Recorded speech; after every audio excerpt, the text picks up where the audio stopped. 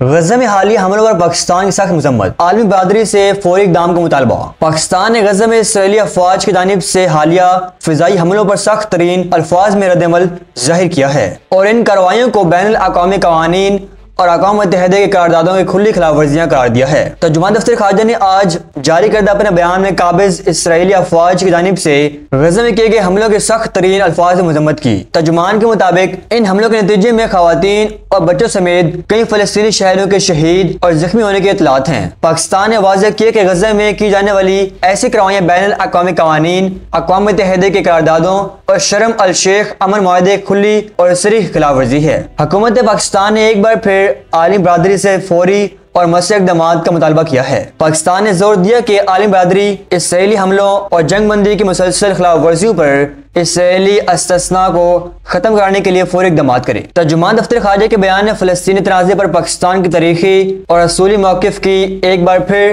توثیق کی ہے۔ پاکستان اپنے اس اصولی موقف پر قائم ہے کہ مسئلہ فلسطین کا واحد حل ایک آزاد اور خود مختار فلسطینی اسٹیٹ کا قیام ہے۔ یہ ریاست جون 1967 سے پہلے کی سرحدوں پر مبنی ہو اور اس کا دارالحکومت القدس شریف ہو۔ پاکستان کا یہ واضح اور دو ٹوک بیان عالمی سطح پر بڑھتے ہوئے دباؤ اور غزہ پر بڑھتی ہوئی انسانی ہلاکتوں کے پیش نظر سامنے آیا ہے، جو مسئلہ فلسطین پر پاکستان کی غیر متزلزل حمایت کو ظاہر کرتا ہے۔